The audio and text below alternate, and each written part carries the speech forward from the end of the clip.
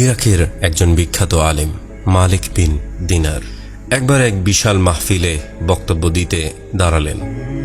এক শ্রোতা বলে উঠলেন, আপনার বক্তব্য শুরু করার আগে আমাকে একটি প্রশ্নের উত্তর দিন। মালিক বিন দিনার তাকে প্রশ্নের অনুমতি দিলেন। বয়স্ক শ্রোতা বললেন, আজ থেকে প্রায় 10 বছর আগে আমি আপনাকে মাতাল অবস্থায় পড়ে থাকতে দেখেছি। আপনি সেই অবস্থা থেকে ফিরে এলেন কিভাবে এবং এই ওয়াজের ময়দানে আপনি কিভাবে এলেন? মালিক বিন দিনার কিছুক্ষণ মাথা নিচু করে রইলেন, তারপর বললেন, ঠিক বলেছেন, আমি সেই ব্যক্তি। শুনুন তাহলে। একদিন এক কদরের রাতে মদের দোকান বন্ধ ছিল। দোকানিকে অনেক অনুরোধ করে এক বোতল মদ কিনে বাসায় চলে আসলাম। বাসায় গিয়ে খাবো এই শর্তে। বাসায় ঢুকলাম, ঢুকেই দেখি আমার স্ত্রী সালাত আদায় করছে। আমি আমার ঘরে চলে গেলাম এবং বোতলটা টেবিলে রাখলাম। আমার 3 বছরের শিশু মেয়েটা দৌড়ে এলো। টেবিলের সাথে ধাক্কা খেয়ে মদের বোতলটি মাটিতে পড়ে গেল। অবুঝ মেয়েটি খিলখিল করে হাসতে লাগলো। ভাঙা বোতলটি ফেলে দিয়ে আমি ঘুমাতে গেলাম। সে রাতে আর মদ খাওয়া হলো না আমার। পরের বছর আবার লাইলাতুল কদর এলো। আমি আবার মদ নিয়ে বাড়ি এলাম। বোতলটা টেবিলে রাখলাম। হঠাৎ বোতলটার দিকে তাকাতেই কান্নায় বুক ফেটে গেল। 3 মাস আগে আমার শিশু কন্যাটি মারা গিয়েছে।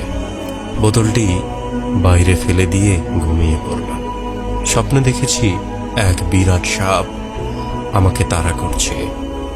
এত বড় সাপ আমি জীবনে কখনোই দেখিনি। আমি ভয়ে দৌড়াচ্ছি। এমন সময় এক দুর্বল বৃদ্ধকে দেখলাম।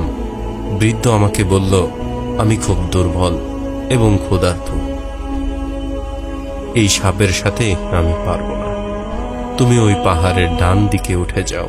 পাহাড়ে গিয়ে দেখি দাউ দাউ আগুন জ্বলছে আর আমার পিছনে এগিয়ে আসছে সেই সাপ।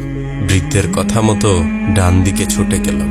দেখলাম সুন্দর একটা বাগান, বাচ্চারা খেলছে। গেটে দারোয়ান দাঁড়িয়ে আছে। দারোয়ান আমাকে বলল, বাচ্চারা দেখো তো এই লোকটিকে, একে সাপটি খেয়ে ফেলবে, নয়তো আগুনে ফেলে দিবে।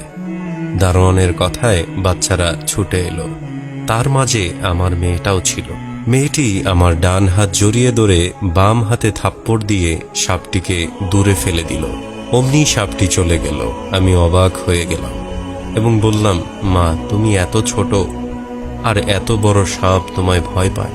মেয়ে বলল, আমি জান্নাতি মেয়ে, জাহান্নামের সাপ আমায় ভয় পায়। আব্বা, এই সাপকে তুমি চিনতে পারছো? আমি বললাম, না মা।